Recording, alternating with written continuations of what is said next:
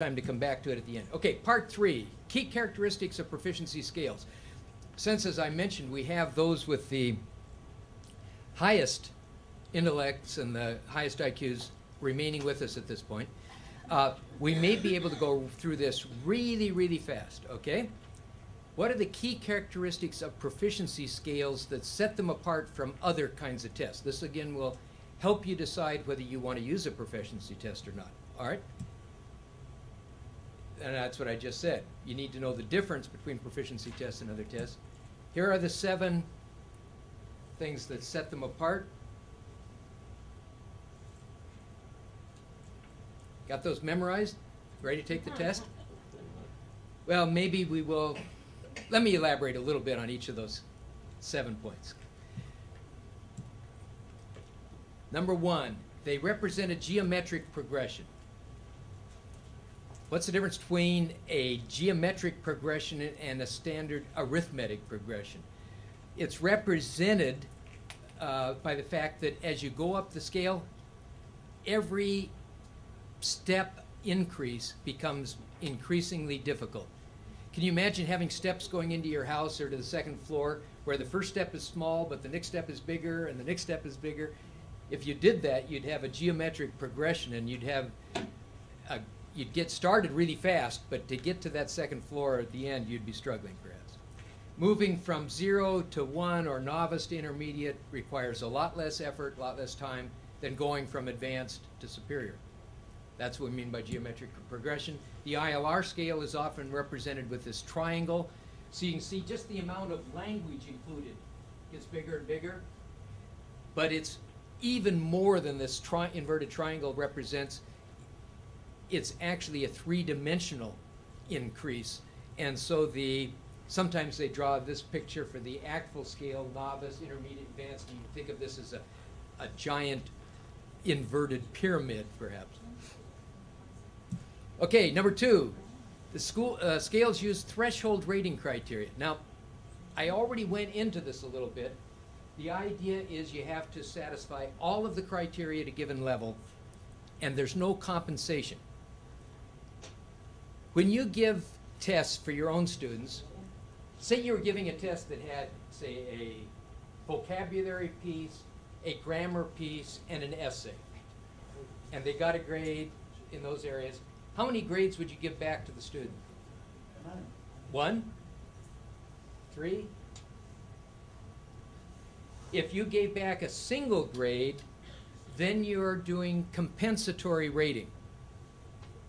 You're combining all of them together, and if somebody's really good in vocabulary, really good in grammar, and can't write very well at all, they'll still pass.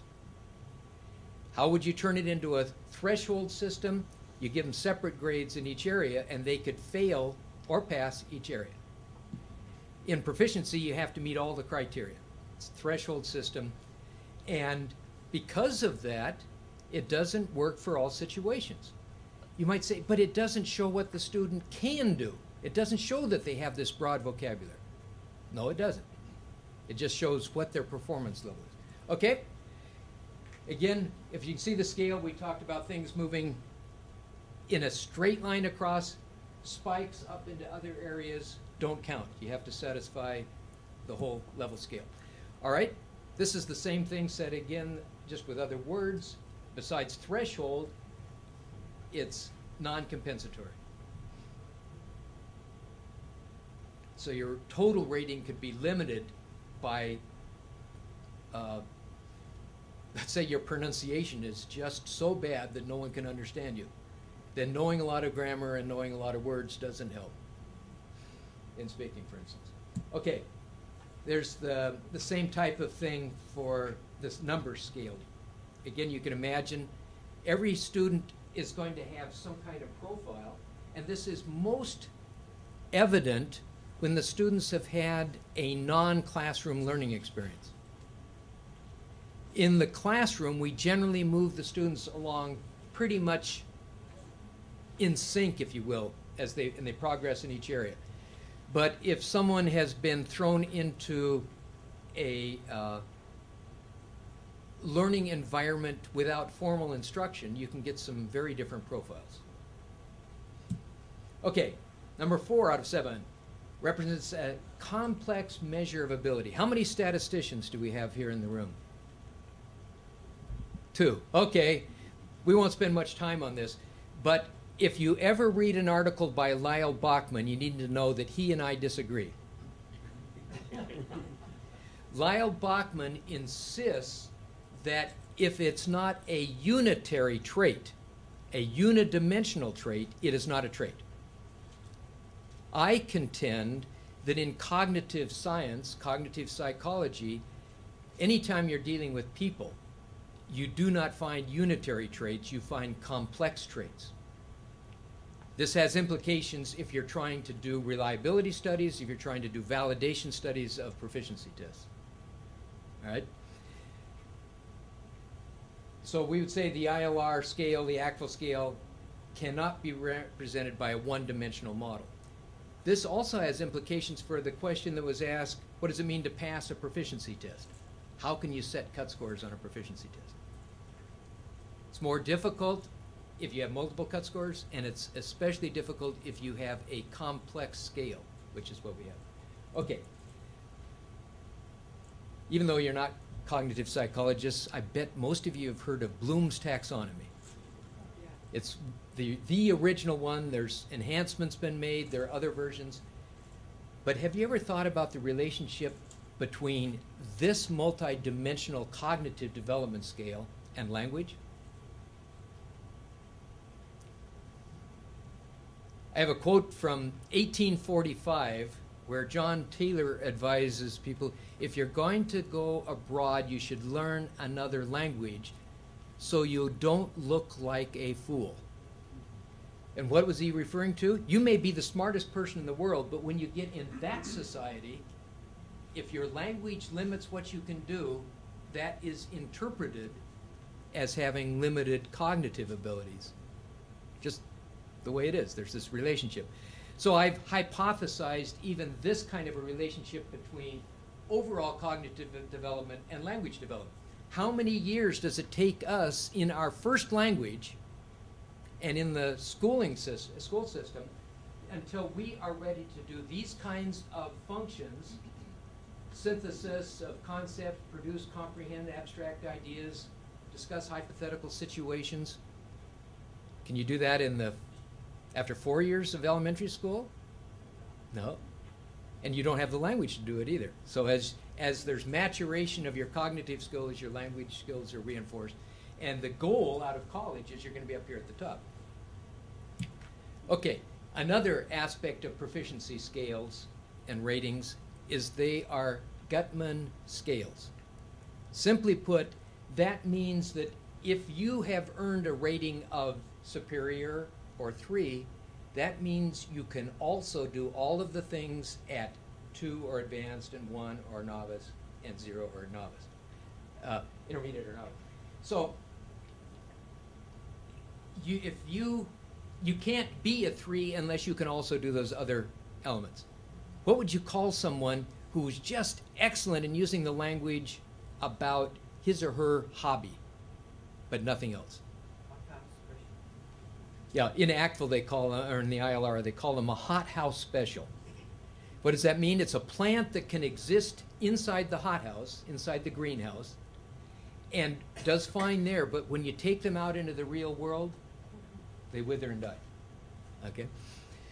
All right, point 6. The ratings are based on a range of real-world communication needs, not on a textbook. We've talked about that a lot.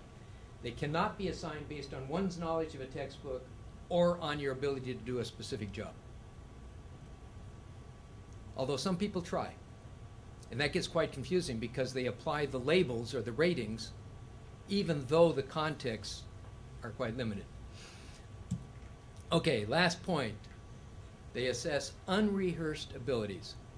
This is the one that is perhaps even the greatest contrast between proficiency and other tests.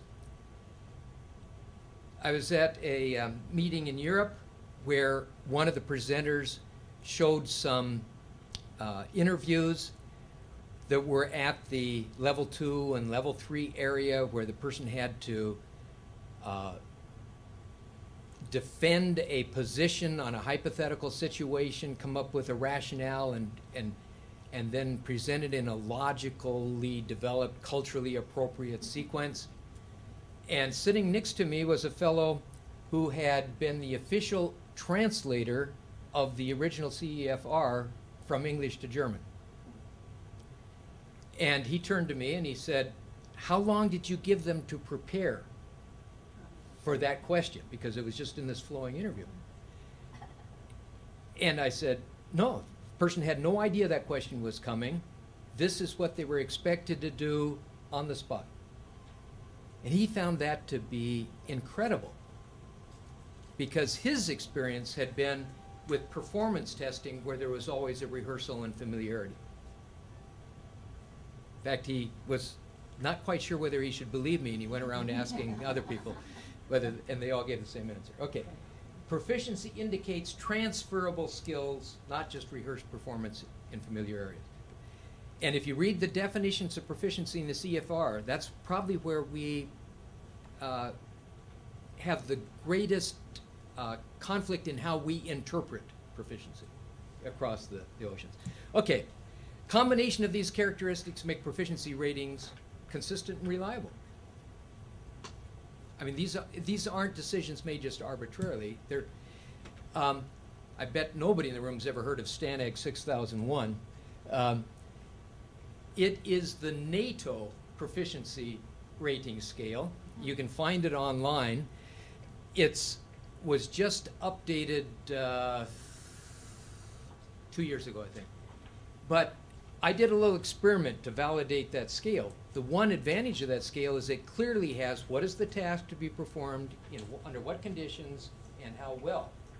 And in a group where there were 74 people present in Sofia, Bulgaria, I flashed these proficiency levels up on a PowerPoint, 15 seconds each, in random order, 4 times, and then asked them to, on a blank sheet of paper, rate them from easiest, or rank them from easiest to most difficult. And then this is the way it came out. White was the easiest, green was next, easy, blue coming up in the middle, gray sort of in the middle, brown, and then gray was the most difficult. And guess what? That's exactly the way they were written. Those are the ILR scales, 0 through 5. These are the mean ratings given to each of those colors, if you will. And that little box around it is the confidence interval. What this shows me is this is a very, very reliable scale for judges to use. Because, well, not everybody said this was the next step up. The difference between those who said this one was there and this one's here, can you see how small that is compared to the gap in between?